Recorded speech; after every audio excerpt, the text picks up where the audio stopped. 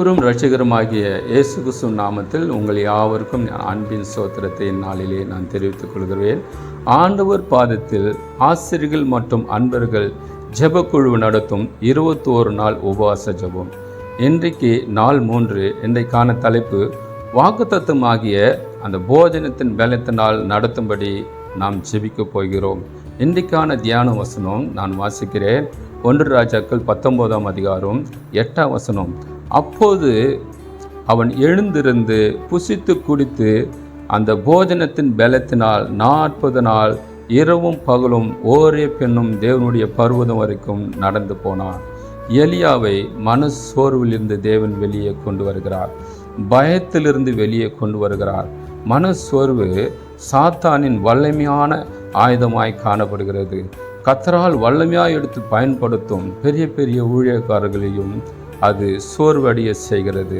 நாம் சோர்வடையும் போது கர்த்தர் நமக்கு வாக்குத்தத்தங்களை தந்து பலப்படுத்தி நம்மளை தாங்குகிற தேவனாய் காணப்படுகிறார். நாம் எந்த சூழ்நிலையில் இருந்தாலும் கர்த்தர் நம்மை பாதுகாக்கிறார், தூதர்களை அனுப்புகிறார், நம்முடைய தேவைகளை அவர் சந்திக்கிறார், நம்மை வழிநடத்துகிற தேவனாய் காணப்படுகிறார்.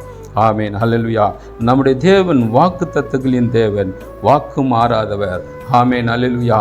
எலியாவை கர்த்தர் காகத்தை கொண்டும் தூதர்களை கொண்டும் போஷிக்கிற தேவன். தேவன் வாக்குத்தத்தமாகிய போஜனத்தின் அப்பமும் தண்ணீரும் இறைச்சியும் கொடுத்து பலப்படுத்தினார். எலியா 40 நாள் இரவும் பகலும் ஒரே பெண்ணும் தேவனுடைய பர்வதம் வரைக்கும் நடந்தே செல்கிறான். தேவனுடைய வாக்குத்தத்தம் எப்படிப்பட்டது? அதுதான் நமக்கு போஜனம். வார்த்தையாக மன்னாவை நாம் உட்கொள்ள வேண்டும். வார்த்தையில் உண்மை உள்ள தேவன், வார்த்தையில் மாறாத தேவன், வார்த்தையில் வல்லமை உள்ள தேவன். அவருடைய வார்த்தை ஜீவனும் ஆவியுமாய் காணப்படுகிறது. எலியா இயேசபேலுக்கு பயந்து ஒரு கெபிக்குள் ஒளிந்து கொண்டிருக்கிறான். அங்கே தேவன் அவனை தேற்றுகிறார், அவனை பெயர் சொல்லி அழைக்கிறார். ஏன் இயேசபேலுக்கு பயந்து கெபிக்குள் ஒளிந்து கொள்கிறான்? எலியாவை எப்படியாவது கொலை செய்ய வேண்டும், அவனை தீர்த்து கொள்ள வேண்டும், அவனை சாகடிக்க வேண்டும் என்று இயேசபேல் தீர்மானம் செய்கிறார். ஆனால் இயேசபேல் மரித்து போனார். ஆனால் எலியால் இன்றைய வரைக்கும் உயிரோடு ஜீவித்து கொண்டிருக்கிறார். அவர் திரும்பவும் நம்மிடத்தில் வருவார். அதற்கு முன்பாக நாம் இரகசிய வருகையில் தேவனிடத்தில் செல்ல நாம் ஆயத்தமாக இருக்க வேண்டும். அல்லேலூயா. நாம் எப்போதும் நம்முடைய ஆண்டவர் எந்த நேரத்தில் வேணாலும் வருவார். கடைசி காலத்தில் நாம் காணப்படுகிறோம். இன்றைக்கும் இப்படிப்பட்ட சூழ்நிலையில் இருக்கிறீர்கள். பயமான சூழ்நிலை, மனசோர்வு, மன அழுத்தம் காணப்படுகிறதா? வாக்கு தத்தங்களை நமக்கு அருளிய தேவன், அவரை நாம் பற்றி பிடித்து கொள்வோம். ஓ தவி சோதரிக்கிற ராஜா, நமக்கு அருளி நம்மை ஆதரிக்கிற தேவனாய் காணப்படுகிறார். தேவன் நமக்கு தரும் வாக்கு தத்தங்கள் எப்படிப்பட்டவை? பிலிப்பியர் 4ஆம் அதிகாரம் 19ஆம் வசனம். என் தேவன் தம்முடைய ஐஸ்வர்யத்தின்படி உங்களின் குறைவைகளை எல்லாம் கிறிஸ்து இயேசுவுக்குள் மகிமையிலே நிறைவாக்குவார். நம்முடைய தேவன் எல்லா தேவைகளையும் நிறைவேற்றுவார். நம்முடைய தேவன் இரட்சிப்பு, அன்பு, ஆரோக்கியம் ஆகிய கிறிஸ்துக்குள் தேவன் நம்மளை நிறைவாக்குகிற தேவனாய் காணப்படுகிறார். 2 கொரிந்தியர் 12ஆம் அதிகாரம் 19ஆம் வசனம். அதற்கு அவர், என் கிருபை உனக்கு போதும், பலவீனத்திலே என் பலன் பூரணமாய் விளங்கும் என்றார். அப்பவுல் தன்னுடைய சரீரத்தில் கொடுக்கப்பட்ட அந்த முள் நீங்கும்படி கர்த்தரிடம் 3 முறை வேண்டினார். அப்போது கர்த்தர் இந்த வாக்குத்தத்தத்தை அருளுகிறார். என் கிருபை உனக்கு போதும், உன்னுடைய பலவீனத்திலே என் பலன் பூரணமாய் விளங்கும் என்று பவுலை ஆண்டவர் தேற்றுகிறார். 1 கொரிந்தியர் 10ஆம் அதிகாரம் 13ஆம் வசனம். அவனுக்கு நேரிடுகிற சோதனையே அல்லாமல் வேறு சோதனை உங்களுக்கு நேரிடவில்லை. தேவன் உண்மை உள்ளவராய் இருக்கிறார். உங்களை திராணிக்கு மேலாக நீங்கள் சோதிக்கப்படுவதற்கு அவர் இடம் கொள்ளாமல் சோதனையை தாங்கத்தக்கதாக சோதனோடு கூடிய அதற்கு தப்பித்து கொள்ளும்படியான போக்கையும் உண்டாக்குற தேவனாய் காணப்படுகிறார். தேவனுடைய பிள்ளைகள் சோதனைகளை ஒரு நாளும் மேற்கொள்வதில்லை. தேவனுடைய பிள்ளைகளை ஒரு நாளும் சோதனை மேற்கொள்வதே இல்லை. நம்முடைய தேவன் வாக்குத்தத்தங்களை அருள்கிற தேவனாக இருக்கிறார். வாக்குத்தத்தங்களை நிறைவேற்றுகிற தேவனாக இருக்கிறார்.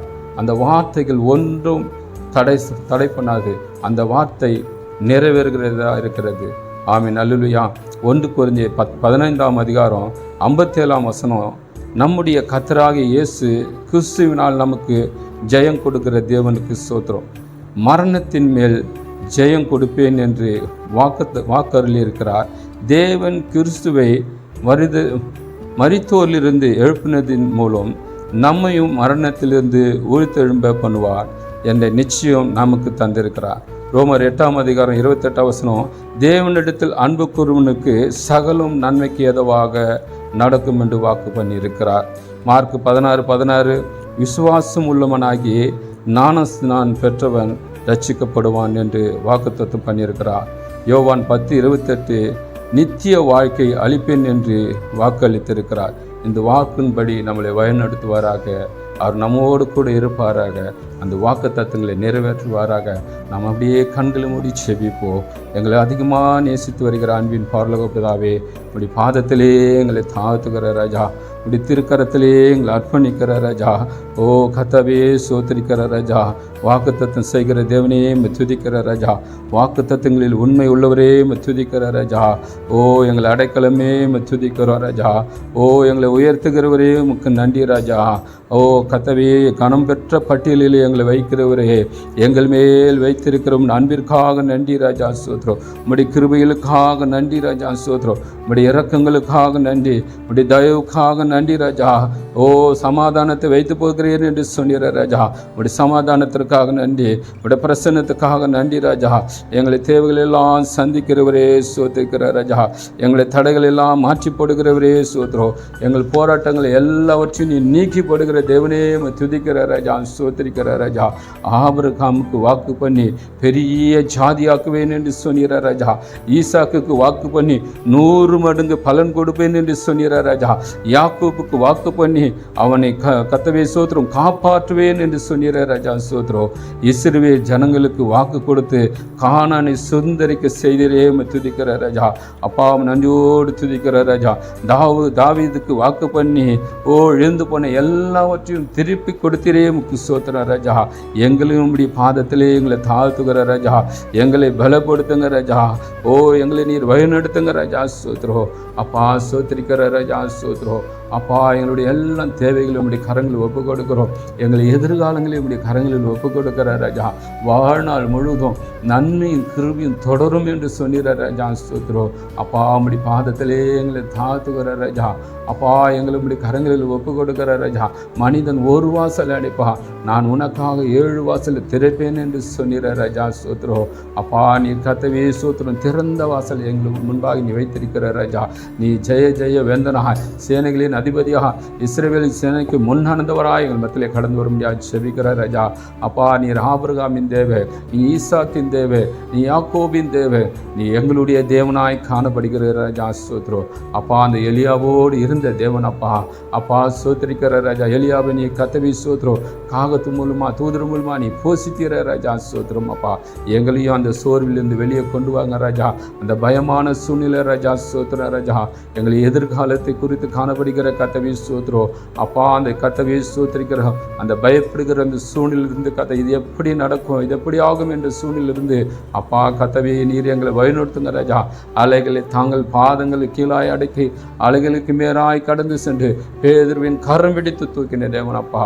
எல்லா சூழ்நிலையும் கர்த்தாவே அந்த விலகாத கரம், அந்த மாசற்ற கரம், அந்த அன்பின் கரம், அபிஷேக கரம் எங்களை பற்றி பிடிக்க முடியாது செபிக்கிறோம். இப்படி பாதத்திலே எங்களை தாழ்த்துகிறோம். இப்படி திருக்கரத்தை எங்களை அர்ப்பணிக்கிற ராஜா.